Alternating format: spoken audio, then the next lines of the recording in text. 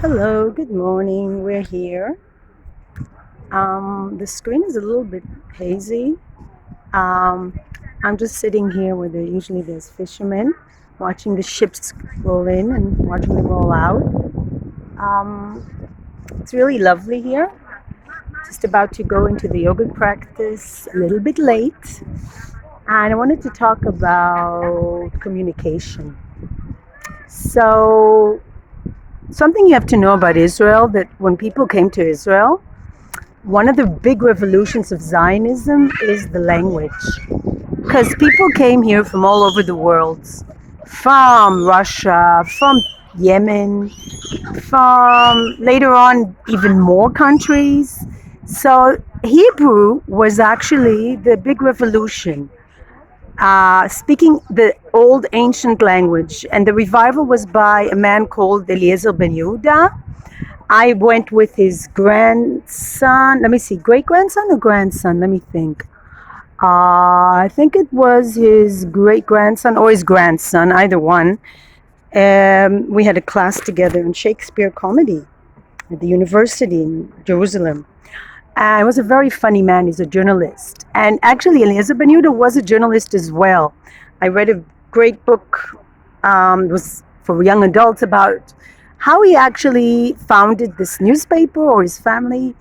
And Eliezer Ben Yehuda was very active in revival of the Hebrew language.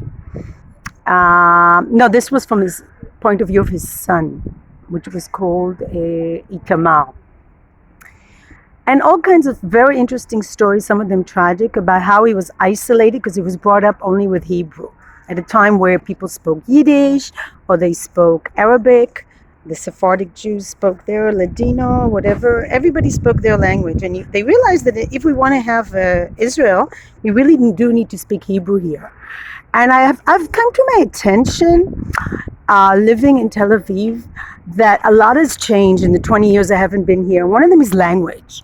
Like when my family came from Russia in 1881, they didn't speak Russian at home, unfortunately, because I like Russian language. I like Russian writers. I actually had only positive experiences with Russian writers, whether it's Tolstoy.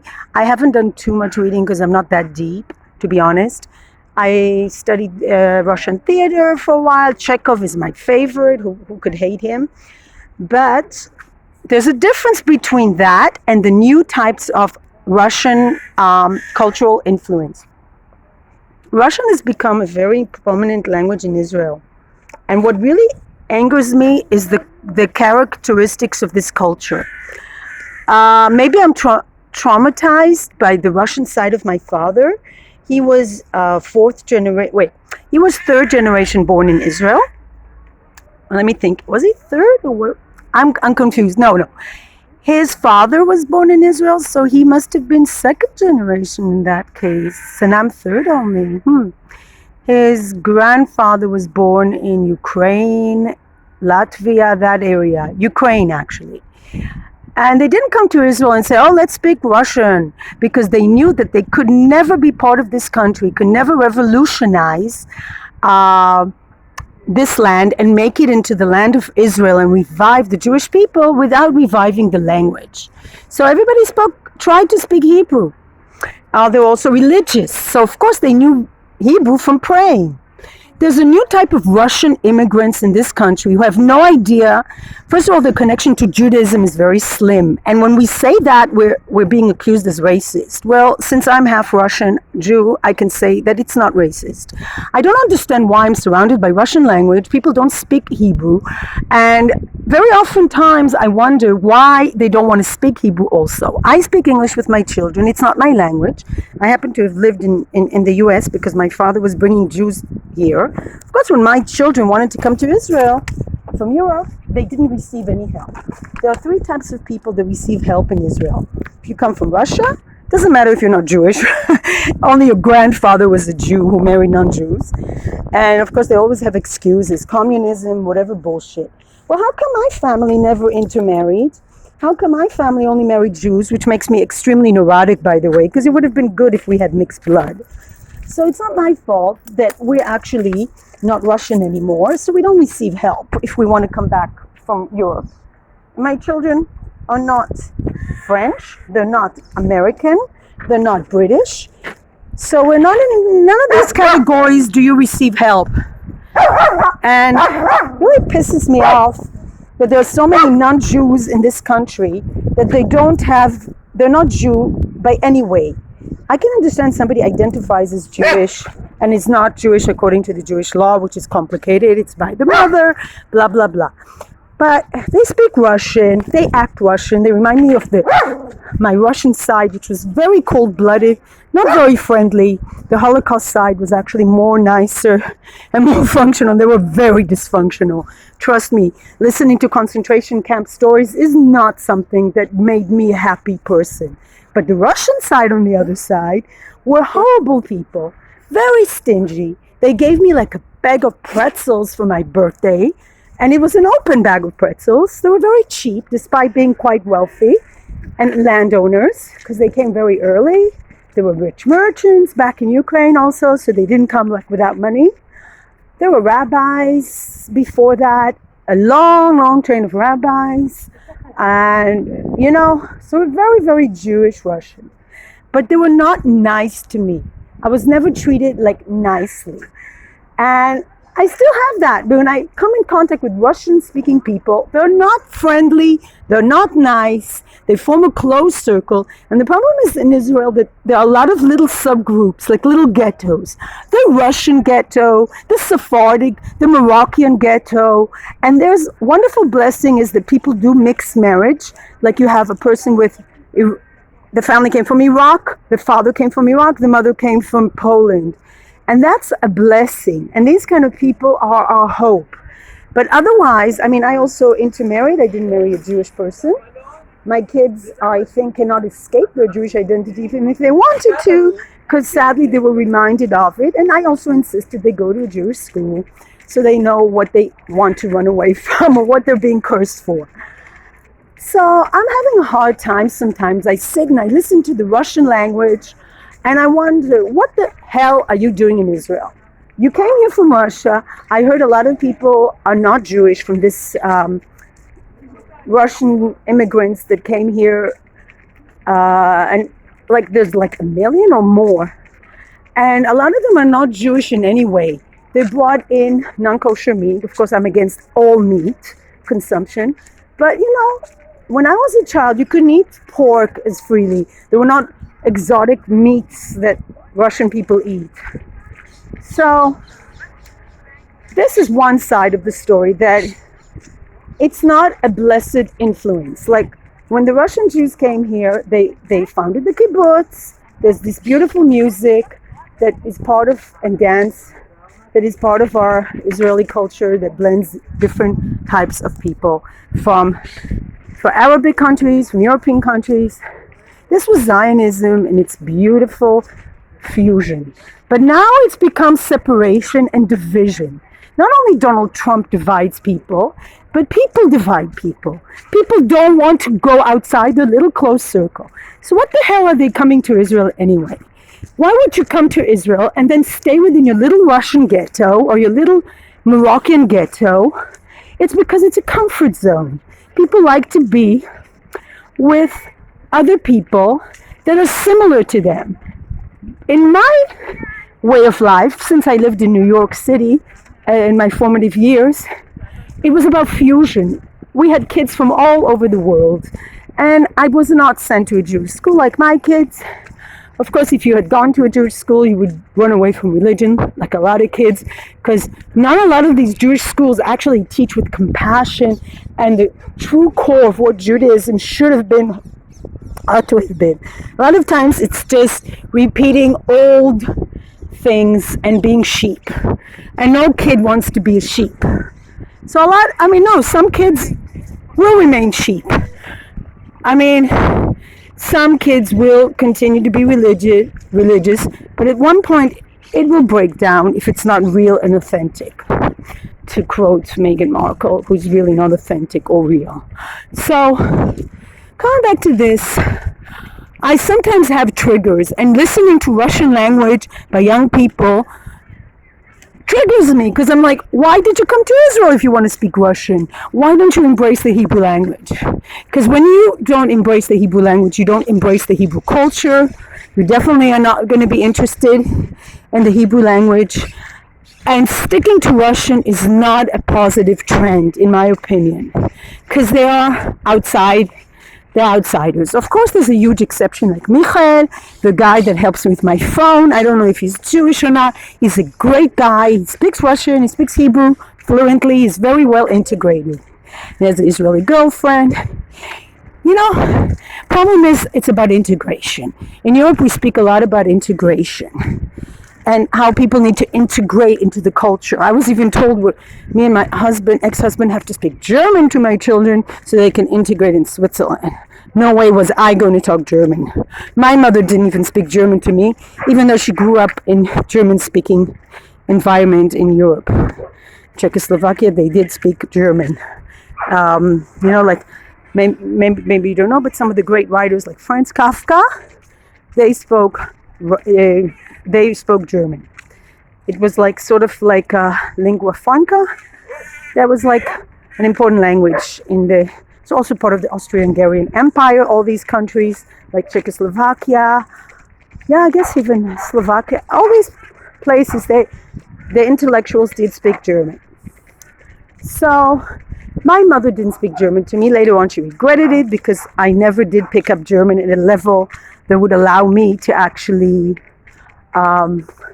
function in Switzerland. But of course it wasn't just the language there. The language was just one barrier. The thing is, I didn't want to integrate there at all because I didn't even want to come there. I just was following a man, which when you follow a man into another country, you also follow the country. And I have never had any ambition, any wish to visit Switzerland. It was not on my list of countries to visit. The countries I wanted to visit were mostly England, Scotland, Ireland, which I visited, and maybe Italy, Spain. I guess it depends on the writers. Like, I'm affected by writers, so if there was a good writer, I want to see where they were. Mostly it's English speakers, so England was my big country that I wanted to visit. And that's another language that I'm very fond of. And I do speak English with my kids. It makes them international citizens. It makes me able to express myself as well at a high level because I practice it constantly. I read it, my kids as well. But it also comes at a price because they don't really feel, it also comes at a price because I don't really feel always part of the scene here. Hebrew is not my only language. And it's okay. It used to be the Jews were multilingual. They were merchants. They knew like 5, 6, 7 languages. And that didn't mean you don't have an identity. My problem is that I really don't feel part of this country for a lot of reasons. Mostly my screwed up family, my dysfunctional family. My parents didn't know what the hell they were doing because when you have children, you really have to raise them in the way equal opportunity for all of them. You will get along better with some kids more than others, but then you try to be fair because all your children are your children. And some kids are a bit easier than others. I'm the first one to admit that. But all of them are your children, and all of them have something to teach you, and you have something to teach them. And you have to teach them to get along. To teach them to get along with each other, and definitely not to steal from each other. And they have to have values, I think. If you don't have values with a moral campus, and that doesn't have to go with religion, but if you don't teach your children to behave in a way that is, how can I say it? To teach them to get along with other people. That's first of all. So to get along, you can get along and cheat people. Like the way my siblings, they have a lot of friends, but they talk behind their backs, they use them. They're not real friends, which means if they didn't have money in the bank, they wouldn't have any friends. And this is the test, like the song, nobody wants you when you're down and out. So the question is, look at your friends. Would they be there if you didn't have any money? Would they be there if they didn't have anything to gain from that friendship? And my lesson in life was that although I thought I was this wonderful, charming, wonderful, intelligent, good-hearted person, as I've been told actually that I am a good-hearted person, um, when it comes to friendships, it's a bit more complicated. It's actually, you know how they say about relationship, it's complicated. Friendships are all very complicated. Romantic relationships are very easy. There's a man, there's a woman, or there's two men and two women. It depends, you know. I'm all for all kinds of gender relationships. And then, although I'm not really big for operations, but whatever gender you identify as, whatever gender you want to be with, go ahead, do it. But romantic relationships are easy peasy. You're attracted to someone, you're with them because of this attraction, and that's it. What's difficult to maintain is friendship, because friendship means that you have to deal with a person's personality, and you actually have to talk to them. You have to have a communication, because if you don't have communication, there's no friendship. Romantic relationships you can pretend because there's the attraction that keeps it alive a lot of times. Sometimes you see couples and say, what the hell do they have in common? Well, it's the attraction. Sometimes it's the family. They have children and sometimes it's enough. We have a little rainbow here. It's so cute.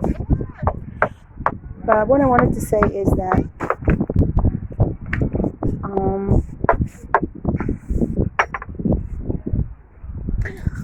I got to the conclusion that it really is better to be alone than without horrible family members, horrible friends.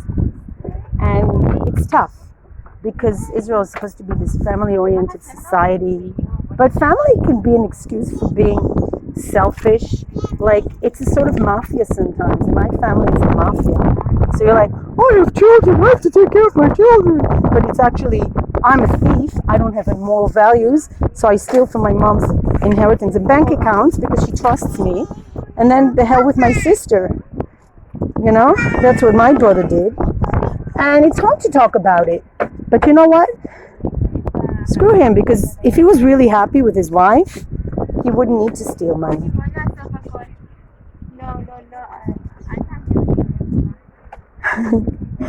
Okay. So I'm going to do yoga now. We're at the yoga practice. I needed to let out steam. I'm so happy to be here today, and I'm so happy there's no exercise coaches here. A lot of times these exercise coaches take over. Kids, it's normal that are here, but the exercise coaches drive me crazy. They hang heavy equipment, and yeah, so now it's just me and so I'm just gonna, there's nothing like exercising and doing yoga outside in nature, and I really, if you haven't tried it, please do. Shoshana, takum shniya. Shoshana, takum shniya, mommy. Yeah, it's hard, I have to move around because I just need to have the perfect air, and I also need to block her off from kids. I did have coffee, even though the yogis highly recommend not drinking coffee in the Yoga Shivananda. But you know what? Coffee, research shows that coffee is very good for exercise. And you know what? Coffee also has medicinal values.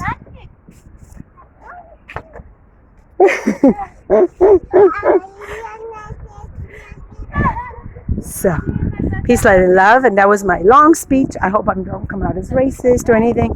Just wanted to say why it's such a trigger for me when I come to Israel, and I really want to live Zionism to the fullest. And then I discover that it's sometimes a lot of, certain people just use it as like a place where they can get a lot of help and benefit.